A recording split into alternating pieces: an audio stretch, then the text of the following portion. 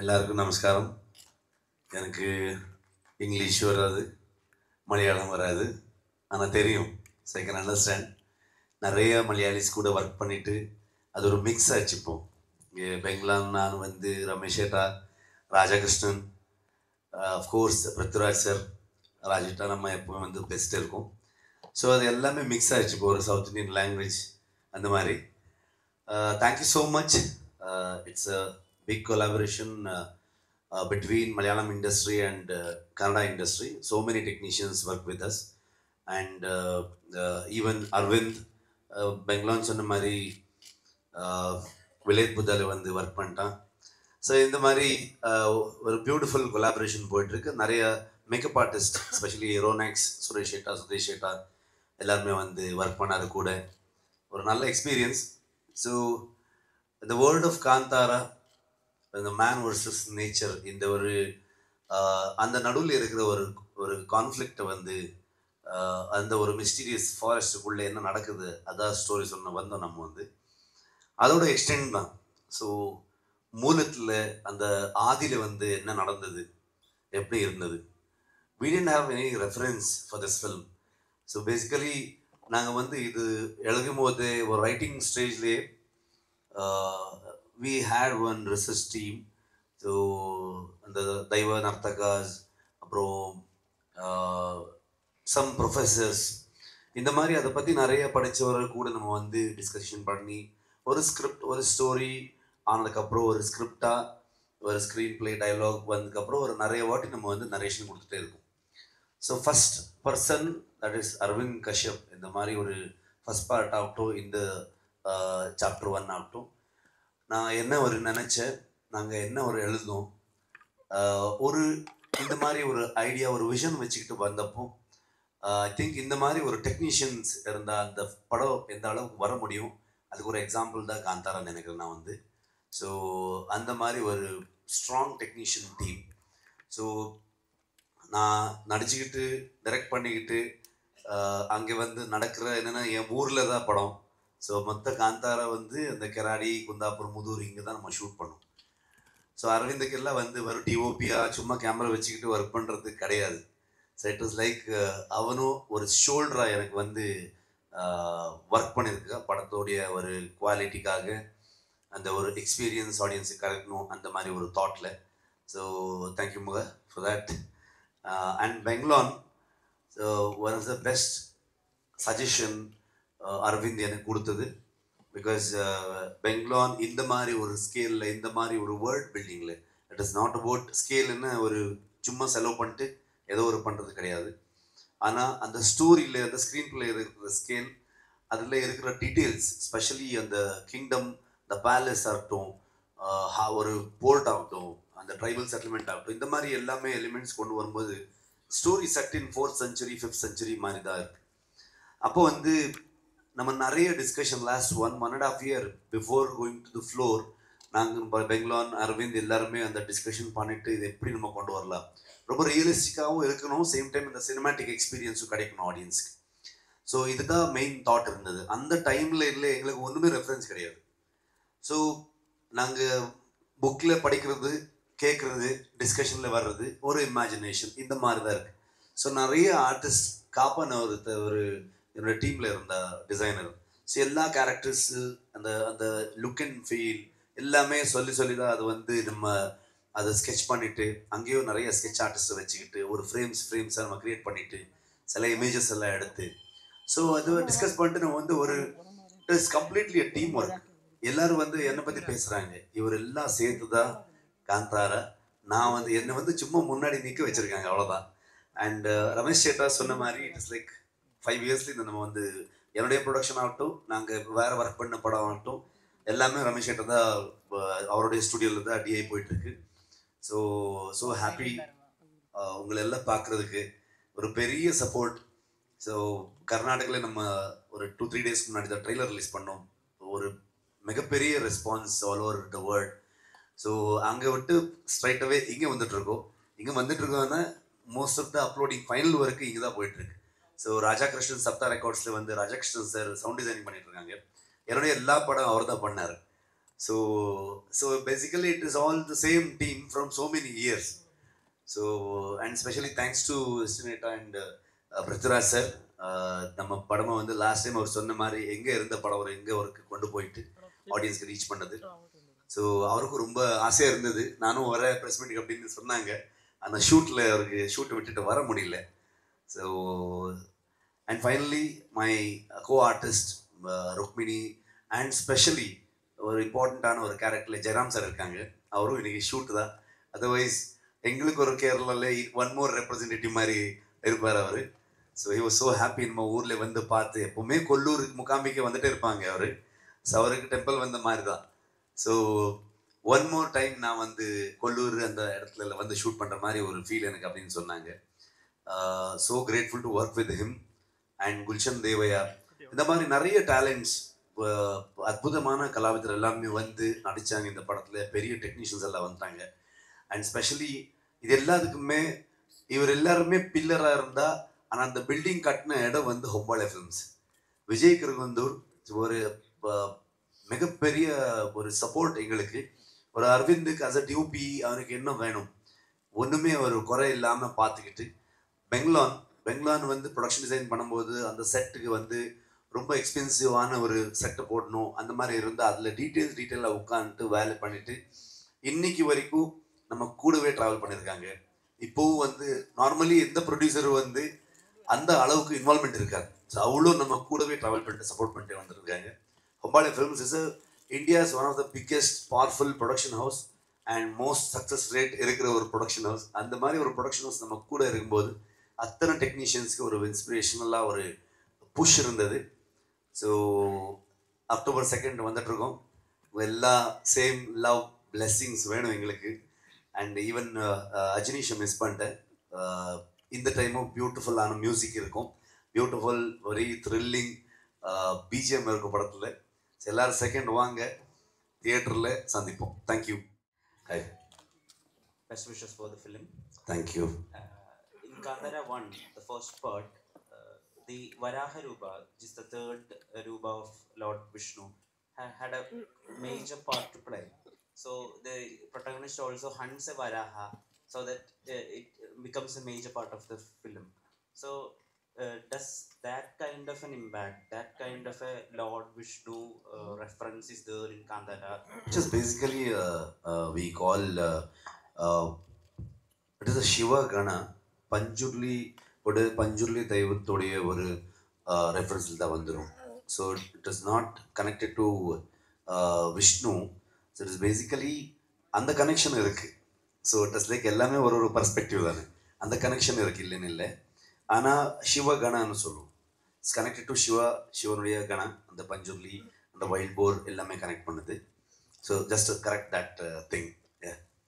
So we always analyze the victory of a film that, based on the collection records. So when we are tracking the records, the Kandara part 1 actually cost around like 14 to 15 crores as per internet records, and it collected அது list net சொல்லணும், எனக்கு தெரியல, ப்ரொடியூசருக்கு அவருக்கு தெரியும். And it collected over like 300 crores or something. So it's like 30 times the budget. So is there a pressure? Are you into this number game, the box office? No, I'm not into that number game. So we are into a thing, the whole team. ஒரு எனக்கு லைஃப்பில் வந்து ரொம்ப பெரிய budget படம் அப்போது அந்த காந்தார். நான் ஒரு ஹீரோ அவ்வளோ பெரிய பட்ஜெட்டில் ஒர்க் பண்ணது கிடையாது, அஸ் அ டைரக்டர் பண்ணது கிடையாது. மேக்ஸிமம் ஒரு 3.5-4 crores பண்ண ஒரு ஆளாக இருந்தது நான். ஸோ ஃபர்ஸ்ட் டைம் ஒரு 15 crore 16 crore படம் வந்துச்சுன்னா ரிலீஸ் டைமில் பயங்கரமாக ப்ரெஷர் இருந்தது. அப்போது ரிலீஸ் ஆனதுக்கப்புறம் என்னாச்சுன்னா எல்லாருமே இது ஒரு சின்ன பட்ஜெட் படம்னு சொல்லிட்டாங்க. Because of the collection number some 400+ crores அந்த மாதிரி எல்லாம் சொல்லிட்டு அது ரிலீஸ் ஆகிட்டு ஆடியன்ஸ் பெருசாக்கிட்டு பட்ஜெட் குறைச்சிட்டாங்க. ஸோ எனக்கு வந்து அப்போது பயங்கரமாக டென்ஷன் இருந்தது. ஸோ எப்படி ஆகிடுது அப்படின்னு. ஸோ அந்த மாதிரி நம்பர் கேமில் நம்ம போக முடியாது எப்பவுமே. ஆனால் அந்த 1000 கோடி கிளப், 1000 crore கிளப், அந்த விஷன் இருக்கா உங்கள் டீமுக்கு? எங்களுக்கு ஆடியன்ஸ் கிளப் போதும்னு ஒன்று நினைக்கிறேன்னா, ஆடியன்ஸ் கிளப் இருந்தால், ஸோ ஃபேன்ஸ் கிளப் இருந்தால் அது போதும்னு நினைக்கிறேன். அது அவர் தான். ஸோ அது வந்து நம்ம சொல்ல முடியாது. ஒரு படம் வந்து நாங்கள் we can make a film, ஆனால் அது பெருசு சின்னதாக்குறது ஆடியன்ஸ் தான். அவர் நினைச்சாங்கன்னா உங்களுக்கு எக்ஸாம்பிள் சூப்பரம் ஷோ எங்கேருந்து எங்கே போச்சுன்னு உங்களுக்கு தெரியும், லாஸ்ட் காந்தாரும் எங்கேருந்து எங்கே போச்சுன்னு உங்களுக்கு தெரியும். அந்த மாதிரி இன்னைக்கு நம்ம வந்து லோக்கா வந்து ஒரு மலையாளம் ஃபிலிம்ல இருந்து அது வேர்ல்டு வைடு எப்படி ஒரு சவுண்ட் பண்ணிட்டு இருக்குன்னு நீங்க பார்த்துட்டு இருக்கீங்க. ஸோ அது ஆடியன்ஸ் கிட்ட தான் இருக்கு. ஸோ அவருக்கு எது பிடிச்சிருச்சுன்னு ஒரு படமா அவர் பெருசாக்கலாம் சின்னதாக்கலாம். So it is up to them.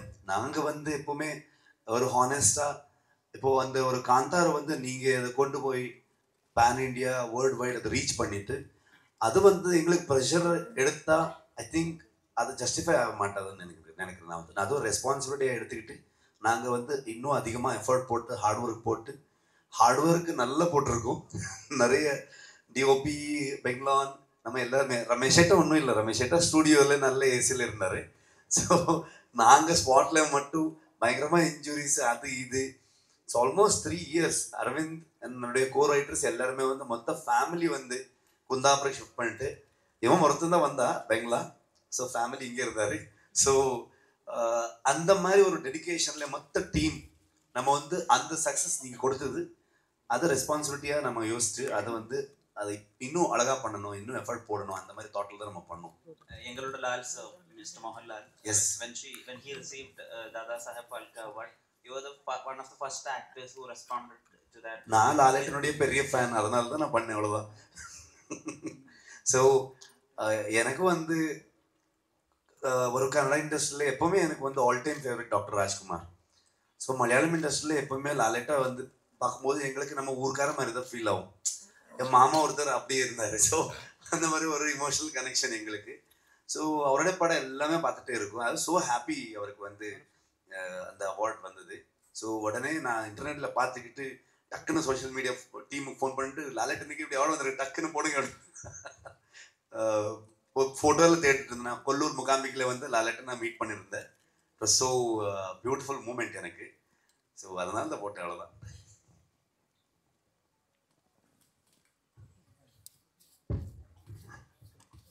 Sir ഇപ്പോൾ സിനിമയിൽ വന്നു കഴിഞ്ഞാൽ നമ്മുടെ ജീവിതം മുഴുവൻ സിനിമയാവുന്നു എപ്പോഴും പറയുന്ന കേൾക്കാറുണ്ട്.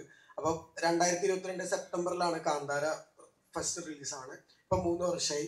ഈ പേഴ്സണലി മെന്റലി ഫിസിക്കലി എത്രത്തോളം അറ്റാച്ച്ഡ് ആ കാന്താരയായിട്ട്?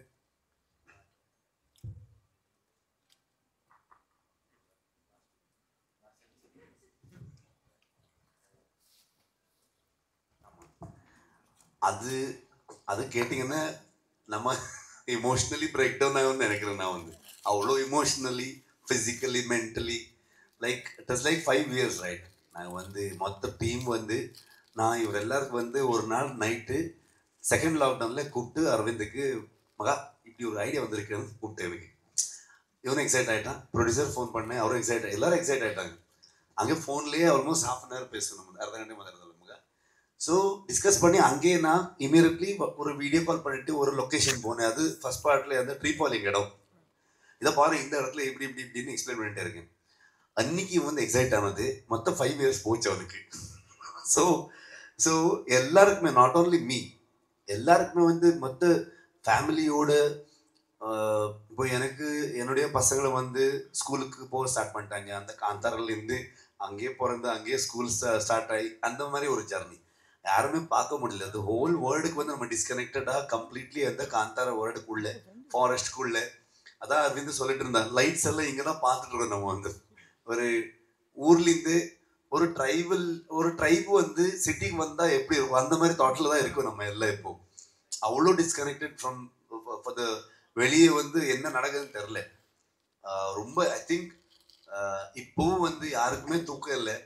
நாங்கள் வந்து ஆல்மோஸ்ட் 3 monthsலேருந்து போஸ்ட் ப்ரொடக்ஷனில் எல்லாருமே இவன் மட்டும் பெங்களா மட்டும் நல்லா தூங்கிட்டு இருக்கா.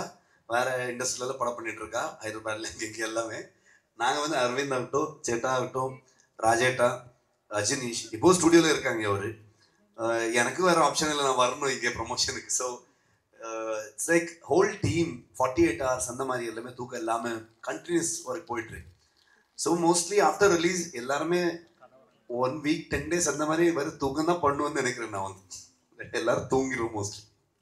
ഞങ്ങൾ മിസ് ചെയ്യുന്ന ഒരു റിസപ്ഷന്റെ ഡയറക്ടർ ഉണ്ടല്ലോ, സാഹിബ് പ്രശാലി ചെയ്ത ക്രിക്ക് പാർട്ടിയൊക്കെ ചെയ്ത ആ കൈൻഡ് ഓഫ് ഡയറക്ടറിന്റെ പ്ലാൻസ് ഉണ്ടോ ആഫ്റ്റർ? இந்த படம் வந்து ஆ கைண்ட் ஆஃப் டைரக்டர் தான் பண்ணது, அதே டைரக்டர் தான் பண்ணது. சேம் அந்த மாதிரி ஒரு எனக்கு அதான் பண்ண முடியும், அதான் பண்ண தெரியும் எனக்கு, அவ்வளோதான். ஸோ இந்த ஸ்கேலில் வந்ததுன்னா நான் வந்து சேஞ்ச் ஆக முடியாது. I always want to make films like that. சர்க்காரி வந்து எனக்கு ரொம்ப ஒரு இமோஷ்னலி கனெக்டடான ஒரு படம். இப்போ காந்தாரா வந்து நீங்கள் இவ்வளோ பெரிய ஹிட் பண்ணிட்டு அதுக்கு இன்னொரு பார்ட் வந்து அது ஒரு ஸ்கிரிப்ட் இவ்வளோ ஒரு ஸ்கேலில் வந்துருச்சு, அதை நம்ம பண்ணிட்டோம், ஓகே. ஆனால் எனக்கு வந்து எப்போவுமே அந்த ஊரில் இருக்கிற சின்ன சின்ன ஸ்டோரி பற்றி சொல்லணும், அதான் எனக்கு எப்போவுமே இம்பார்ட்டன்ஸ். സാർ ഈ സിനിമ കാണാൻ വരുന്നവര് മദ്യപിക്കാൻ പാടില്ല, നോൺ വെജ് കഴിക്കാൻ പാടില്ല എന്നൊരു അഭിപ്രായം വന്നിരുന്നു. ചേട്ടാ അത് ഒരു ഫേക്ക് ന്യൂஸா? அவனோ ஒருத்த போட்டது சோஷியல் மீடியால, அதை பத்தி நேஷனல் வைட் டிஸ்கஷன் போயிட்டு இருக்கு. அது எதுக்கு போட்டான்னு தெரியல. அவனுக்கு யாரோ கேட்டாங்க டீம்ல, யாரா நீ என்னன்னு. அவன் ஒரு தனியா காந்தார பருவன்னு ஒரு பேஜ் போட்டு அதுல ஒரு டிசைன், என்ன காந்தார டிசைனை போட்டு வச்சிருக்கான் வந்து, அதுல இப்படி எப்படின்னு சொல்லிட்டு இருக்கான் வந்து. அது எங்களுக்கு சம்மந்தமே இல்லை. இது நாங்க அதுக்கப்புறம் யாரு என்ன பண்றாங்க அது வச்சுக்கிட்டு நிறைய பேர் மீட்டர் ஓட்டிட்டு இருக்காங்க எங்க சோஷியல் மீடியால. அது சும்மா ஃபேக் நியூஸ். அப்படி யார் சொல்லுவாங்க? எப்பவுமே வந்து ஒரு மனுஷனுடைய அவனுடைய ஹேபிட் ஆகட்டும், அவனுடைய ஃபுட் ஆகட்டும், அவனுடைய லைஃப் ஸ்டைல் ஆகட்டும், அதை வந்து யாருக்குமே கொஸ்டின் பண்ற இது கிடையாது, அதிகாரம் இல்லை அங்கே. Everybody has their own choices. நாங்க யார் அதை கொஸ்டின் பண்றது? நீங்க இப்படி பண்ணதான் அப்படின்னு யாரு? நாங்க படத்துல எல்லா எலிமெண்ட்ஸும் காமிக்கிறோம். ஒரு கடவுளை பத்தி எப்படி இருக்கோ அதுவும் நம்ம காமிக்கிறோம். ஒரு ட்ரைபல், ஒரு நேச்சர் ஒர்ஷிப்பிங் அது வந்து காமிக்கிறோம். பேசிக்கலி நாங்க வந்து இங்கே பயாஸ்டா வந்து ஏதோ இப்படி அப்படின்னு சொல்றதுக்கு வரல. ஃபிலிம் ஒரு ரைட்டர்ஸ், ஸ்டோரி டெல்லர்ஸ் ஆகிட்டு நாம எப்பவுமே அதை பயாஸ்டாக கூடாது. நாங்க என்ன இருக்கு அது காமிக்கணும். ஸோ அந்த பர்ஸ்பெக்டிவ் உங்களுக்கு தான், நீங்க தான் சொல்லணும். அதுல என்ன நல்லது என்ன கெட்டது அது நீங்க சொல்லணும். ஸோ நான் எப்பவுமே அது வந்து இப்படி இருந்தா அப்படின்னு நான் எப்பவுமே அது வந்து ஒத்திக்கவே மாட்டேன். அது ஒரு ஃபேக் நியூஸ். സാർ ഒരു ഫിക്ഷൻ മൂവിയിൽ മിത്താടിയ എന്ന് പറഞ്ഞാൽ അതൊരു ഡിഫറെന്റ് കോംബോയാണ്. അപ്പൊ അത് വളരെ ഡേഞ്ചറസ് ആയ കോംബോയാണ്. കാരണം ഓഡിയൻസ് എങ്ങനെ അത് എടുക്കും എന്നുള്ള ഒരു റിലീജിയൻസ് മിത്ത് എപ്പോഴും ഓഡിയൻസിന് കണക്ട് ചെയ്യുന്ന ഒരു സിനിമകളാണ്. അപ്പം ഇങ്ങനെ ഒരു സിനിമ കാന്താര ഫണ്ണ് ഓഡിയൻസ് വലിയ റെസ്പോൺസ് എടുത്തു. അപ്പം അങ്ങനെ ഒരു മിത്തോളജിക്കൽ ബിലീഫ് ഉള്ളപ്പോൾ ഇങ്ങനെ ഒരു സിനിമ ചെയ്യുമ്പോൾ എത്രത്തോളം റിസ്ക് ഉണ്ടായിരുന്നു മൈൻഡിൽ? டெஃபினெட்லி ரிஸ்க் இருக்கும். ஒரு மைத்தாலஜி கனெக்ஷன். நம்ம வந்து ஃபோக்லோர், பேசிக்கலி நான் வந்து ஃபோக்லோர், இந்த ட்ரைபல் ஒர்ஷிப்பிங், நம்ம நேச்சர் ஒர்ஷிப்பிங், அது மனுஷனுக்கும் நேச்சருக்கு இருக்கிற ஒரு கான்ஃப்ளிக்ட், இந்த மாதிரி சொல்லும்போது டெஃபினெட்லி ரிஸ்க். என்னென்னா ஸ்டோரியே வந்து ஒரு காம்ப்ளிகேட்டட் ஆகிடும். ஸோ அது வந்து நம்ம ஸ்மூத் ஆக்கணும். ஒரு ஸ்க்ரீன் பிளே ஒரு ஸ்டோரியில் வந்து அதை நம்ம ஸ்மூத்தாக கொண்டு வந்து நல்ல பேக்கேஜிங்கில், ஸோ ஆடியன்ஸு வந்து என்டர்டைன் பண்ணிட்டு அவர் என்ஜாய் பண்ணணும்.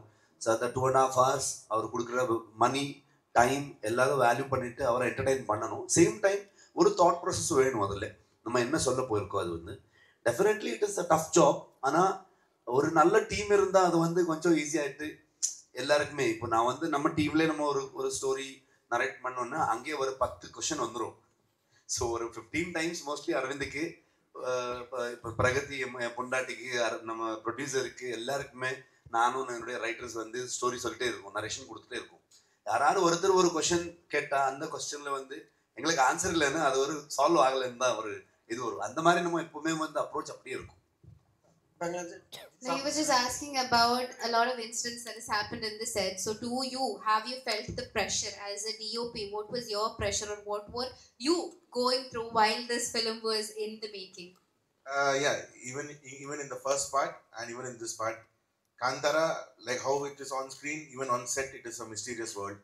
So more than 60% of a movie usually is in the night, and we are shooting in very dense forest, remote forest, where nobody has been before. It's usually connected to forests and places like that. So because of that, every day we will be seeing incidents on set. And during Kantara 1, it was all a shock and it was little scary.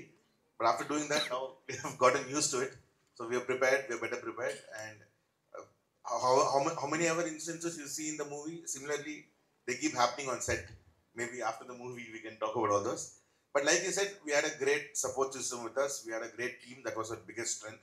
Our costume designer, Pragati Shetty, and Banglan, and the whole team, we always travel together. This is the kind of movie where all departments travel together always, so that all the whatever challenges we had on set, we all faced together. That was our biggest strength.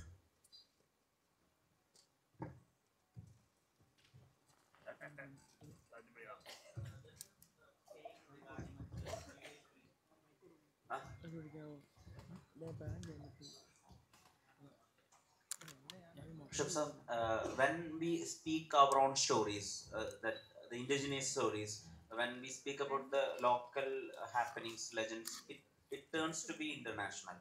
So Kandara 1 had that kind of a connect, the first part. So that made it universal. What is the one thing that you believe that Kandara 2 will get connected to this universal audience? It is the same word. இது முன்னாடி இதுக்கு முன்பு என்ன நடந்தது அப்படின்னு தான் நம்ம வந்து சொல்ல போயிட்டுருக்கோம்.